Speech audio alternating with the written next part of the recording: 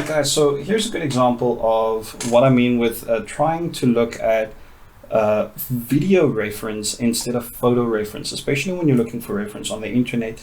And you know, this is a very common pitfall that I find young animators falling themselves into all the time. And it's definitely one that, you know, I think is worth addressing. And I will show you guys examples of how, you know, like this is just a good case study of how to try and avoid bad referencing. And the way to avoid it is don't use stock photos.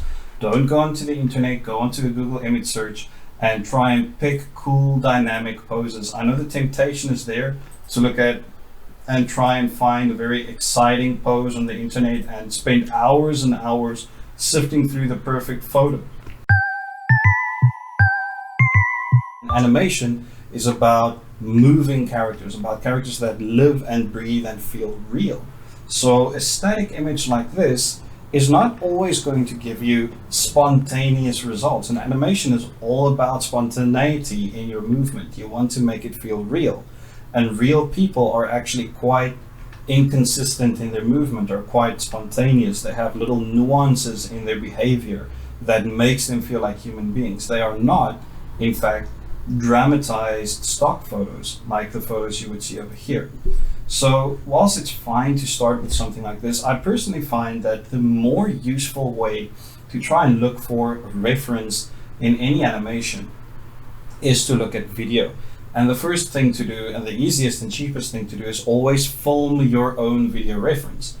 Sometimes, however, you're lucky and you get a video that fits the reference that you want. Now I'm just going to take a look at this one over here from Shutterstock real quick, and just to try and explain to you guys my motivation here.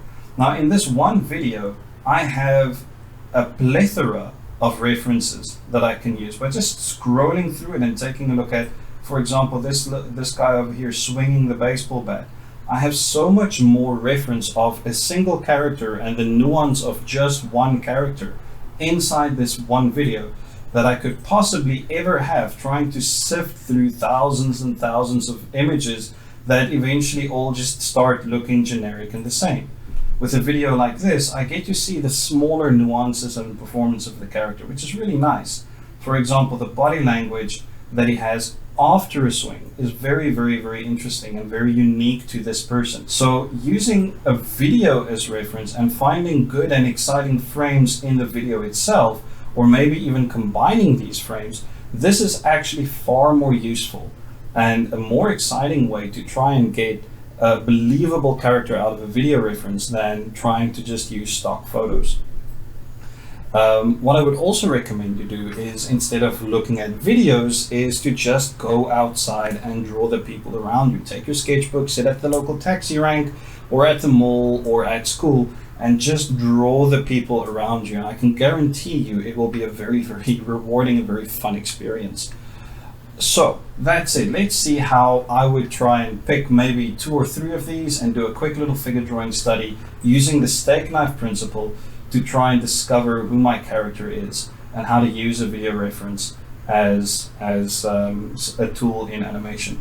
Now again, I stress the fact that what I want to look at is character performance and nuance more than just big generic expressions. So an expression kind of like this one over here, where it feels like he's sort of, you know, almost given up on the shot. He's a little lackluster, his body is drooping down. For me, a shot like this means a lot more than a generic shot like this, where I don't know what the character is thinking or doing.